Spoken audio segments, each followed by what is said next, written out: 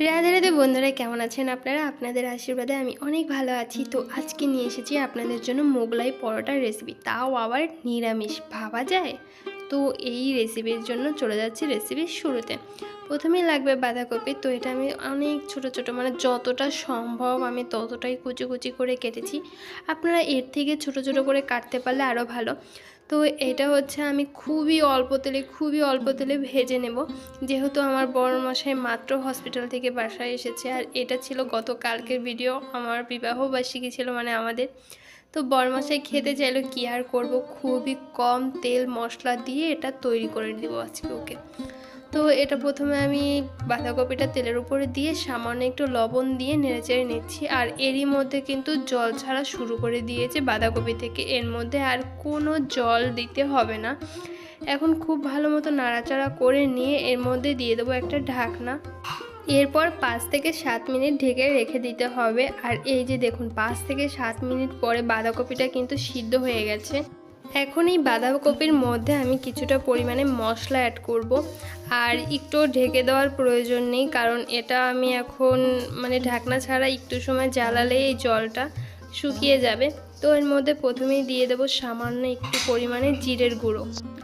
আর এর মধ্যে দিয়ে দেবো সামান্য পরিমাণে একটু মরিচের গুঁড়ো, আর সামান্য একটুখানি হলুদ, আর হচ্ছে গরম মশলার গুঁড়ো। আর এই যে কাঁচা মশলাগুলোর এত সুন্দর ঘ্রাণ, মানে আপনারা বাড়িতে তৈরি না করলে একদমই বুঝতে পারবে না, সত্যি বলছি। মানে এটা যখন আমি রান্না করছিলাম, গন্ধে আমি একদম পাগল হয়ে যাচ্ছিলাম। তো ওইটা ভাজা হতে থাকুক, আমি এখন ময়দাটা মেখে নেব। তো প্রথমে আমি ময়দা নিয়ে নিয়েছি, আর এটা না পিৎজা বানানোর ময়দা। তারপরে যে কোনো ময়দা নিলেই হবে। পরিমাণ মতো লবণ দিয়ে প্রথমে মেখে নিয়েছি, এরপর সাদা তেল দিয়ে খুব ভালো মতো মেখে নিতে হবে। আর যখন দেখা যাবে যে এই ময়দাটা হাতের মধ্যেই মানে দলা দলা হয়ে যাচ্ছে, তখন মনে করতে হবে যে তেলটা খুব ভালো মতো মিক্সড হয়ে গেছে ময়দার সাথে। এরপরে সামান্য একটুখানি দুধ দিয়ে দিতে হবে। তারপরে খুব ভালো মতো মেখে এর মধ্যে দিতে হবে গরম জল। তো গরম জল অল্প অল্প পরিমাণে দিয়ে দিয়ে ময়দাটা মেখে নিয়ে ঢেকে রাখতে হবে। আর এইদিকে বাঁধাকপিটাও কিন্তু প্রায় হয়ে গেছে। এখন এর মধ্যে দিয়ে দেবো কাঁচামরিচ কুচিয়ে রেখে দিয়েছি। তো এটা লাস্টে দেওয়ার কারণ হচ্ছে কাঁচামরিচের গন্ধটা কিন্তু খুবই ভালো লাগে লাস্ট পর্যায়ে দিতে পারলে। তো এই যে এখন মরিচটা দিয়ে আর একটু সময় নাড়াচাড়া করে নেব। তো এই যে দেখুন, আমার কিন্তু এটা ভাজা হয়ে গেছে। আর দেখতে আপনাদের কেমন লাগছে? এটা দেখতে মানে যতটা সুন্দর হয়েছে, খেতেও ঠিক ততটাই সুন্দর হয়েছে। তো এরপরে বাঁধাকপিটা একটু ঠান্ডা হয়ে গেলে আমি রান্না করতে চলে এসেছি। এই যে ময়দাটা ঢেকে রেখেছিলাম, এরপর আমি হাত দিয়ে আবার একটু মেখে নিচ্ছি। মেখে নেওয়া হয়ে গেলে ছোট ছোট করে লিচি করে নিব। আর এই যে একটা লিচি নিয়ে আমি ময়দা দিয়ে রুটি করে নেব। এটা তেল দিয়ে করতে হয়, কিন্তু আমি তো আজকে খুবই কম তেল দিয়ে সব কিছু বানাবো, যে কারণে ময়দা দিয়ে বেলে নিয়েছি। এটা তেরা বেঁকা যেরকমই হোক, কোনো অসুবিধা নেই। এরপরে পাতলা করে রুটিটা বেলে এর মধ্যে দিয়ে দেবো বাঁধাকপির যে পুরটা করে রেখেছি ওইটাও খুব সুন্দর করে পাতলা করে ছড়িয়ে দেবো, একদম মাঝে বরাবর মানে।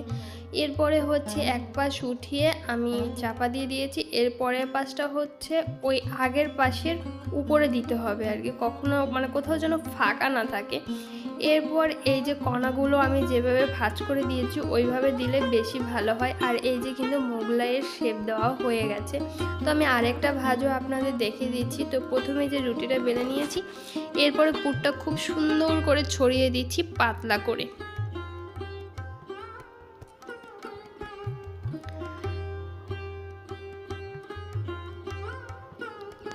আর এরপরে হচ্ছে 4-5টা ঠিক আমি যেভাবে মুড়ে দিচ্ছি আপনারাও ঠিক সেইভাবে মুড়ে দেবেন। আর কণাটা কিভাবে মুড়ছি সেটা একটু ভালো মতো দেখে নেবেন।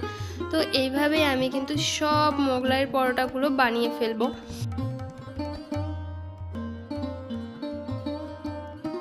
আর এবার কিন্তু মোগলাইগুলো ভেজে নেওয়ার পালা। তো প্রথমে আমি কড়াইয়ের মধ্যে একটু তেল ব্রাশ করে নিচ্ছি, ব্রাশ নেই যে কারণে খুন্তি দিয়ে করে নিয়েছি। এরপর মোগলাইটা দিয়ে দিচ্ছি।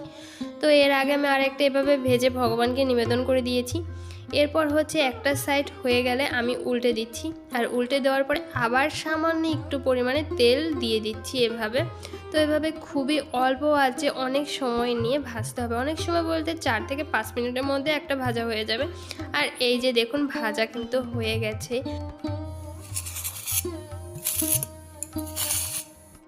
আর আপনাদের শব্দটাও শোনালাম যে কতটা মুচমুচে হয়েছে। এরপরে হচ্ছে এই যে কণাকণি একটা, আবার এই কণা থেকে আরেকটা কণা, এভাবে আমি কেটে নিচ্ছি।